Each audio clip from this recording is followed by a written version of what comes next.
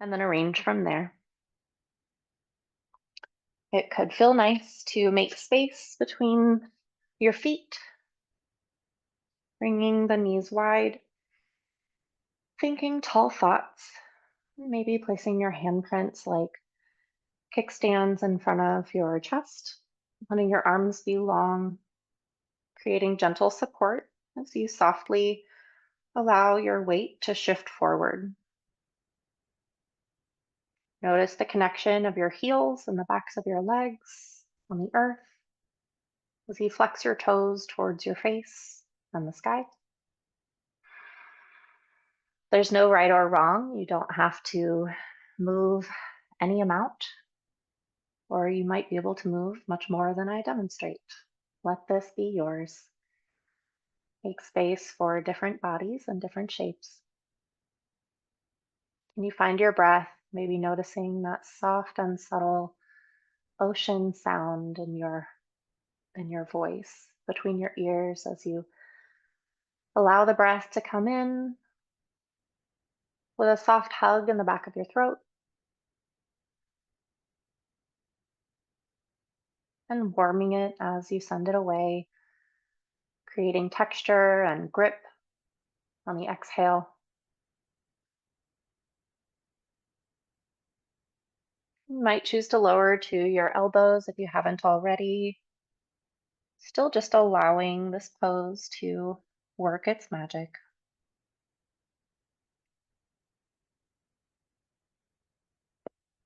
When you feel complete with your wide-legged fold, I'll invite you to consider a variation of pigeon pose today. Since we did lots of standing work, my hope is that the hips have some space for a nice deep variation of pigeon pose, but I'll offer that it could feel nice to take reclined pigeon if that sounds more appealing and if you have that in your practice. So as before, take what you need and leave what you don't. I invite you to try this if it feels good for you and skip it if it doesn't. So I like to move into pigeon pose by starting out on hands and knees. And then I like to bring a blanket or a towel or a pillow kind of in this like little crooked fashion from one edge of the mat to the other. So one edge of the blanket is farthest away from me, and then one is closer to my knee. So from here, I'm going to kneel on the edge of the blanket that's closest to one knee. And then I'm going to bring the other foot across to be like on a balance beam with that same knee. And then I'll bring this knee over to the side so it might connect as I flex my toes towards the shin with the top, that other edge of that blanket. Now I'm going to use my toes to grip the mat and lift this knee as I kind of wiggle that leg back in space and let it lower to the mat. So hopefully we've just kind of set a little cushion under this hip before lowering it to the mat, if that makes sense. So if it feels kind of strange and awkward, you're probably doing it just right. Pigeon pose can feel like kind of a funny figure four with one leg. And I invite you to remember to flex your toes towards your shin to protect the knee structure. And from here, we'll just allow and see what it's like to maybe make space between upper and lower teeth and invite a long and soft breath in. The option to keep gripping the mat with your toes on that long leg behind you so that that knee can kind of hover above the mat. Maybe you lower onto the soft flesh above the kneecap. You have the option to even bend that knee and reach back if you'd like an additional quad stretch, but this can be a lot. This can be really intense, especially if you sit a lot or have any lumbar tension today. So these are all just options. As you find space with your breath and then your hips, maybe you'd like to lower onto your elbows as your heart melts towards the floor. You could use a block or a pillow, anything you'd like to Support your forehead, seeing if you can receive a few nourishing breaths here. Maybe noticing the sensations of intensity on the outside of the hip that's folded.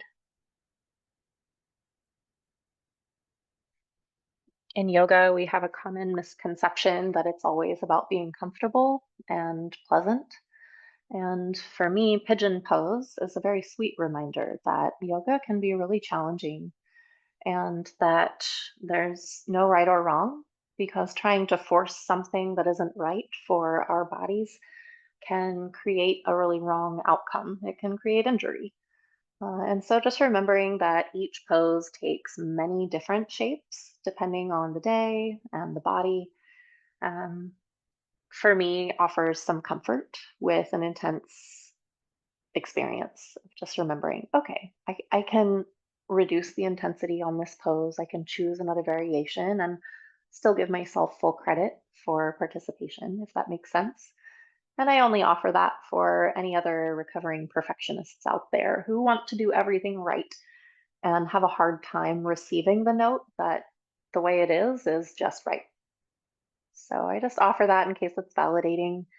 This pose can bring up some discomfort, a lot of kind of questions of, am I doing it right? The answer is yes.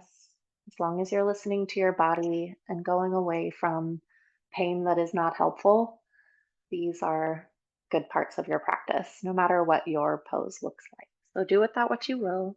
Offer yourself some gentleness and grace as you make space, maybe walking your back foot in, bringing your knee towards your folded one. Maybe you find your way to kneeling again. It could feel nice to lengthen, maybe make circles with the hip that was just folded. And we're just going to switch sides. So maybe now that you know where you're headed, you find some ease or some comfort in the process. You bring the other hip to fold with your ankle kind of across the mat in front of the opposite hip, and lowering your folded hip onto the cushion you've made for yourself. Again, gripping the mat with the toes of the extended leg behind you so that the knee can float above the floor, and find a comfy place to settle onto the flesh above the kneecap, not the kneecap itself. And as a reminder, flexing the toes of your folded foot towards your shin will help protect the structure of your knee. You might notice some intensity and sensation on the outside of the hip here, the IT band, even the lumbar, all of this kind of pelvic structure where we connect to the spine and stuff that lets us move around in the world as upright beings. So allow this side to be different. Maybe notice any response to intensity, whether it's holding your breath or clenching your teeth or coming up with to-do lists to distract from what this feels like right now. And can you choose to support yourself with gentleness, with permission to adjust as needed? Can you bring your breath along as you find ease? Maybe choose to fold over your folded foot any amount. Not a requirement, just an option. You might choose to lift your back foot, bending at the knee. Maybe you reach back and bring it close like a dear friend, creating a little sensation and length in the front of the quad. These are all options. When you feel complete with your pigeon pose, I invite you to set props aside, make your way out gently, maybe making circles with that folded hip again.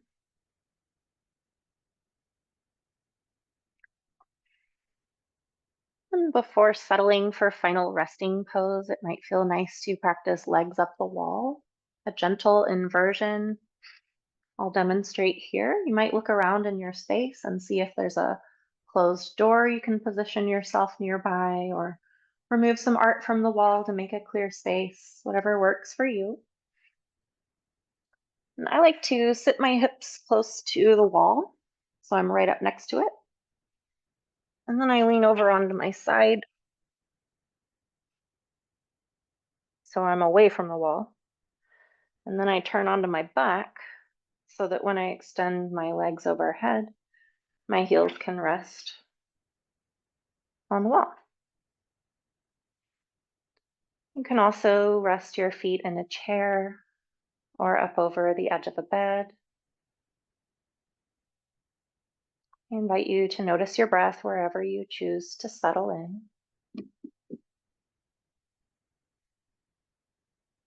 To let your ujjayi breath go, you might choose to swallow or clear your throat a couple of times, creating some relaxation in the throat, kind of letting go of that tension and effort around warming the breath with each inhale and exhale.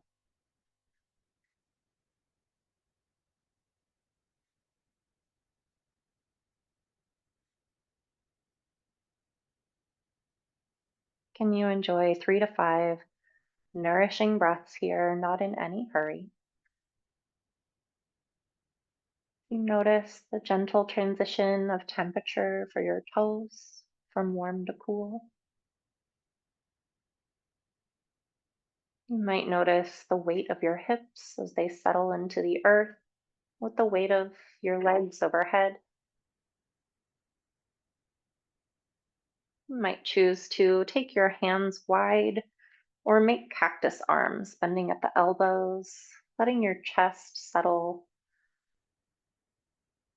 with some breadth across your collarbone, in the pec minor, in the front of the armpits.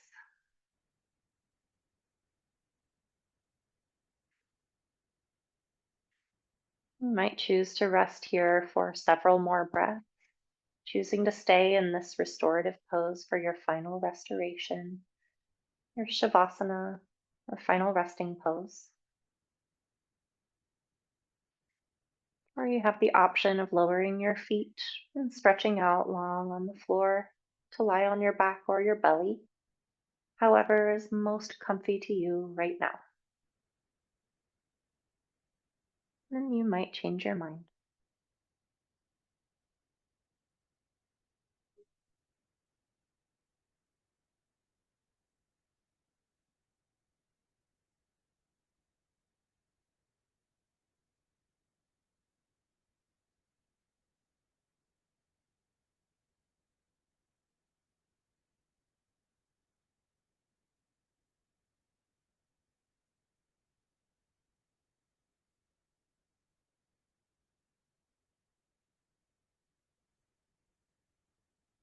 As you feel complete, if your legs are still extended up the wall, it could feel nice to walk your footprints towards your hips.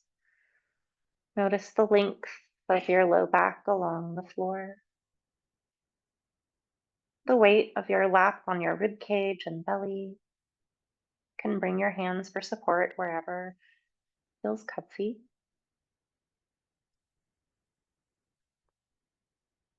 When you're ready, I invite you to shift onto one side,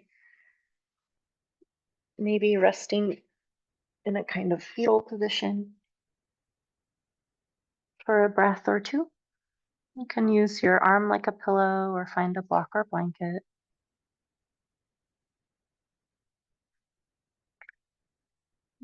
Might say hi to any pets that come to greet you, as mine has.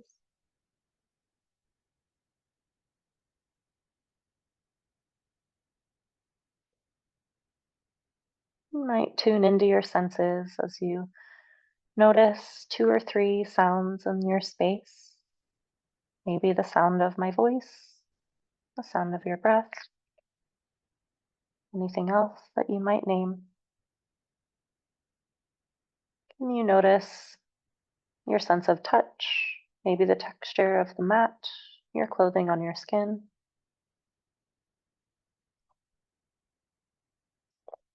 Can you notice any aromas that linger? No need to decide if they're good or bad. Can you savor this moment for an extra heartbeat as you blink your eyes open and invite in color and shape.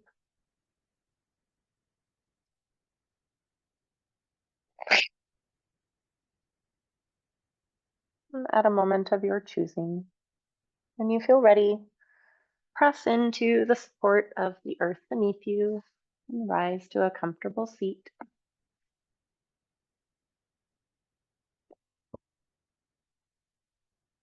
I invite you to take just a moment before closing for today to consider what stability means to you,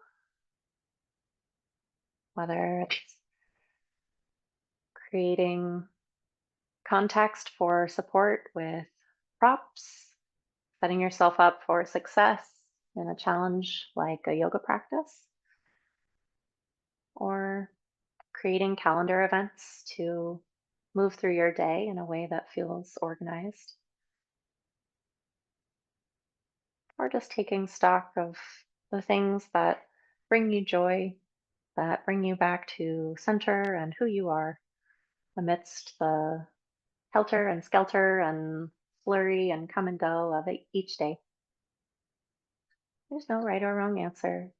I just invite you for this moment of reflection to decide, give voice to what stability means to you.